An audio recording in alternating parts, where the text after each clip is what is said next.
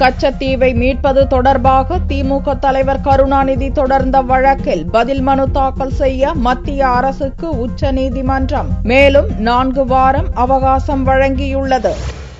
கச்சத்தீவை 1974ஆம் ஆண்டில் இலங்கைக்கு இந்தியா வழங்கியது தொடர்பாக இரு நாடுகளிடையேயான ஒப்பந்தத்தை ரத்து செய்து தமிழகத்தின் ஒரு பகுதியாக மீண்டும் உருவாக்க வேண்டும் எனவும் கச்சத்தீவை சுற்றிய கடல் பகுதியில் தமிழக மீனவர்களின் உரிமையை நிலைநாட்ட நடவடிக்கை எடுக்கும்படி மத்திய அரசுக்கு உத்தரவிட வேண்டும் எனவும் திமுக தலைவர் கருணாநிதி உச்சநீதிமன்றத்தில் வழக்கு தொடுத்திருந்தார். இந்த வழக்கில் அபிடவிட் மனு தாக்கல் செய்யும்படி மத்திய அரசுக்கு உச்சநீதிமன்றம் நோட்டீஸ் அனுப்பியிருந்தது. இந்த வழக்கில் மனு தாக்கல் செய்ய மத்திய அரசு 6 வாரம் கால அவகாசம் கேட்டிருந்தது. அந்த அவகாசம் முடிவடைந்த நிலையில் கச்சத்தீவு வழக்கு வெள்ளியன்று நீதிபதிகள் PS சௌஹான், SA பாப்டே ஆகியோரை கொண்ட பெஞ்ச் முன் விசாரணைக்கு வந்தது. அப்போது மத்திய அரசின் கூடுதல் சொலிசிட்டர் ஜெனரல் பராஸ் அபிடவிட்டை தாக்கல் செய்ய மேலும் 4 வாரம் கால அவகாசம் வழங்க வேண்டும் என கோரினார். அதை நீதிபதிகள் ஏற்றுக்கொண்டு மேலும் 4 வாரம் கால அவகாசம் வழங்கி உத்தரவிட்டனர். இது தொடர்பாக முதல்வர் ஜெயலலிதா ஏற்கனவே தொடர்ந்த வழக்கில் மத்திய அரசு தாக்கல் செய்த பதில் மனுவில் கச்சத்தீவை இலங்கைக்கு வழங்குவது தொடர்பான ஒப்பந்தம்